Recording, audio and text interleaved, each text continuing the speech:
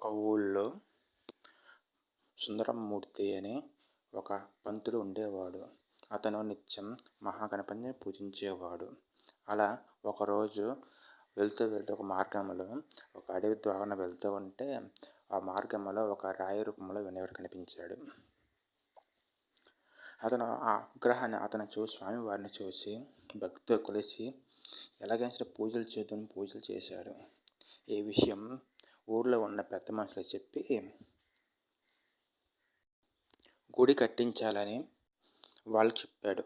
ఊర్లో పెద్ద మనుషులందరూ స్వామివారిని చూసి అందరూ గుడి కడతామని చేయించుకొని స్వామివారి గుడి కట్టారు. గుడి కట్టి కొన్ని రోజులకి స్వామివారిని ఆ సుందరమూర్తిని పూజలుగా పెట్టి పూజలు గట్రా చేయించేవాళ్ళు.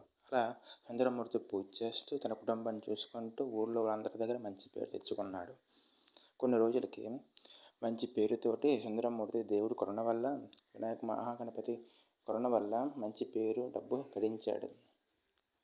అలా కొన్ని రోజులు గడిచాయి. ఒకరోజు ఒక పెద్ద తుఫాను వచ్చింది. ఆ తుఫానులో అయినా సరే చాలా భక్తితో రాత్రి ఏ టైం అయినా సరే స్వామివారిని కొలిచి భక్తితో సేవించేవాడు.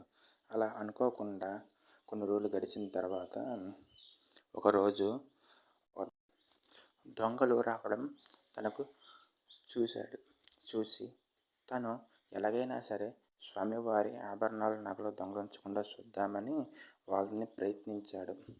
ఆపకుండా అడ్డగించగలిగాడు. అడ్డగించిన వాళ్ళు చంపేస్తాం బెదిరించగా ఇంతలో బయట నుంచి ఒక పెద్ద ఆహాకారం వినిపించాయి. ఏంటని చూస్తే ఒక పెద్ద ఏనుగు, తెల్ల ఏనుగు. అది ఇంతలో చూసి భయపడి ఆ ఏనుగు వారిని వెంటబెట్టింది.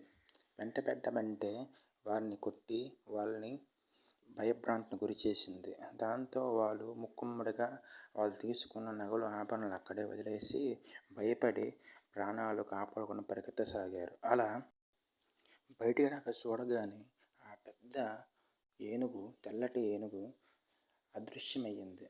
అది చూసి మహాగణపతిని వేడుకొన్నాడు. కానీ ఇంతలో ఈ విషయమంతా ఊర్లో ఉన్న ప్రజలందరూ తెలిసి వచ్చి చూడగా జరిగిందంతా సుందరమూర్తి పంతులు మొత్తం చెప్పాడు.